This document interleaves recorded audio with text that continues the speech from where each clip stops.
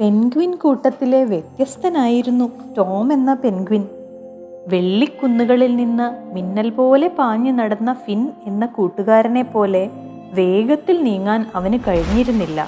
കടുന്നീല വെള്ളത്തിൽ നിന്ന് രുചിയുള്ള മീനുകളെ കൊണ്ടുവരാൻ കഴിയുന്ന ടോമിൻ്റെ സഹോദരി സ്കൈയെപ്പോലെ ആഴത്തിൽ മുങ്ങി കളിക്കുന്നവനുമായിരുന്നില്ല അവൻ. എന്നാൽ അവൻ ചുറ്റുപാട് നിരീക്ഷിക്കുകയും ശ്രദ്ധയോടെ കേൾക്കുകയും ചെയ്യുമായിരുന്നു.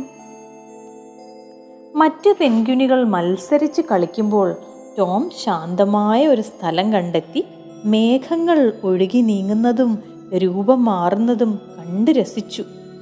തിരകൾ തട്ടുമ്പോൾ മഞ്ഞിൽ നിന്ന് വരുന്ന ആഴത്തിലുള്ള ശബ്ദം അവൻ ശ്രദ്ധിച്ചു. വടക്കൻ കാറ്റിൻ്റെ ചൂളം വിളിയും തെക്കൻ കാറ്റിൻ്റെ മൂളലും തമ്മിലുള്ള വ്യത്യാസം അവൻ അറിയാമായിരുന്നു. അവൻ വെറുതെ സ്വപ്നം കാണുകയാണെന്ന് മറ്റു പെൻഗ്വിനുകൾ കരുതി. ദാ ടോം വീണ്ടും അവൻ്റെ ലോകത്ത് പോയിരിക്കുന്നു, അവർ കളിയാക്കി. അങ്ങനെ ഇരിക്കെ ഒരു ദിവസം പെൻഗ്വിൻ കൂട്ടം വലിയ ആവേശത്തിലായിരുന്നു. ആയിരക്കണക്കിന് വെള്ളി നിറമുള്ള മീനുകൾ അവരുടെ തീരത്തുകൂടി നീന്തുന്ന കാലമാണ് വരുന്നത്. എല്ലാവരും തയ്യാറെടുക്കുകയായിരുന്നു. ഫിൻ വെള്ളത്തിൽ ആദ്യം എത്താനായി തെന്നി നീങ്ങുന്നത് പരിശീലിച്ചു.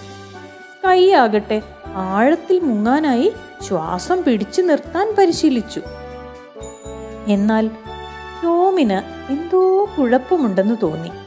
ഈ സമയത്ത് സാധാരണ സന്തോഷത്തിലായിരിക്കുന്ന കടൽ പക്ഷികൾ തീരത്ത് നിന്ന് പറന്നു പോകുന്നത് ടോം ശ്രദ്ധിച്ചു. കാറ്റിന് വിചിത്രമായ ഒരു ഗന്ധമുണ്ടായിരുന്നു. മഞ്ഞു പാടിയിരുന്ന പാട്ട് അതിൻ്റെ പതിവ് മൂളലായിരുന്നില്ല. അത് മുമ്പ് കേട്ടിട്ടില്ലാത്ത നേർത്ത പൊട്ടുന്ന ശബ്ദമായിരുന്നു. അവൻ മറ്റുള്ളവർക്ക് മുന്നറിയിപ്പ് നൽകാൻ ശ്രമിച്ചു. മഞ്ഞ് ശരിയല്ല, അവൻ പരിഭ്രാന്തനായി ഫിന്നിനോട് പറഞ്ഞു. പേടിക്കേണ്ട ടോം, ഒരു ചെറിയ പൊട്ടുന്ന മഞ്ഞിനേക്കാൾ വേഗമുള്ളവനാണ് ഞാൻ, ഫിൻ മറുപടി പറഞ്ഞ് തെന്നി നീങ്ങി. പക്ഷികൾ പറന്നു പോകുന്നു, അവൻ സ്കൈയോട് പറഞ്ഞു. മീനുകളെയെല്ലാം നമ്മൾ ആദ്യം പിടിക്കുമെന്ന് പേടിച്ചിട്ടായിരിക്കും. അത് പറഞ്ഞ് അവൾ ധൈര്യത്തോടെ വെള്ളത്തിലേക്കിറങ്ങി. ടോമിൻ്റെ ഹൃദയം ആശങ്കയോടെ മിടിച്ചു. താൻ വേഗതയുള്ളവനോ ശക്തനോ അല്ലെന്ന് അവൻ അറിയാമായിരുന്നു. പക്ഷേ എന്തെങ്കിലും ചെയ്യണം എന്ന് അവന് തോന്നി. അവൻ തിളക്കമുള്ളതും പരന്നതുമായ കുറച്ച് കല്ലുകൾ ശേഖരിച്ചു. എന്നിട്ട് അവ തമ്മിൽ തട്ടി മഞ്ഞിൻ്റെ പരിഭ്രാന്തമായ ശബ്ദത്തെ അനുകരിച്ച് മൂർച്ചയുള്ള ഒരു ശബ്ദമുണ്ടാക്കി. അസാധാരണമായ ശബ്ദം കേട്ട് പെൻഗ്വിനുകൾ നിന്നു. എല്ലാവരും ടോമിനെ നോക്കി. മഞ്ഞ് നമ്മളോട് പിന്നോട്ട് മാറാൻ പറയുന്നു, അവൻ ഉറക്കെ വിളിച്ചു പറഞ്ഞു. കാറ്റിന് കൊടുങ്കാറ്റിന്റെ ഗന്ധമുണ്ട്.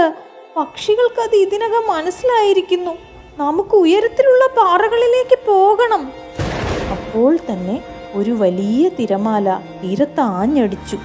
അവർ നിന്നിരുന്നിടത്ത് മഞ്ഞിൻ്റെ ഒരു വലിയ ഭാഗം മുരൾച്ചയോടെ കടലിലേക്ക് ഒഴുകിപ്പോയി. ടോമിൻ്റെ മുന്നറിയിപ്പ് കേട്ടപ്പോൾ എല്ലാവരും കുറെ കൂടെ പിന്നിലേക്ക് മാറിയിരുന്നു. അവർ ഉറപ്പുള്ള പാറകളിൽ ഒരുമിച്ചുകൂടി കൊടുങ്കാറ്റ് വരുന്നത് കണ്ടു. ഫിൻ ടോമിനെ നോക്കി ആശ്വാസത്തോടെ പറഞ്ഞു. എൻ്റെ വേഗത എന്നെ രക്ഷിക്കുമായിരുന്നില്ല. എൻ്റെ ആഴത്തിലുള്ള നീന്തൽ എന്നെ അപകടത്തിലാക്കുമായിരുന്നു, സ്കൈ കൂട്ടിച്ചേർത്തു. അന്ന് പെൻഗ്വിൻ കൂട്ടം ഒരു പ്രധാന കാര്യം പഠിച്ചു. മിടുക്കനാകാൻ ഏറ്റവും ശക്തനോ വേഗതയുള്ളവനോ ആകേണ്ടതില്ല. ചിലപ്പോൾ ഏറ്റവും പ്രധാനപ്പെട്ട ശക്തി നിരീക്ഷിക്കാനും ശ്രദ്ധയോടെ കേൾക്കാനും അറിയുന്നതിനെ വിശ്വസിക്കാനുമുള്ള ധൈര്യമാണ്. ശാന്തനായ ടോം തനിക്ക് പെൻഗ്വിൻ കൂട്ടത്തെ രക്ഷിക്കാൻ സാധിച്ചതിൽ അഭിമാനിച്ചു.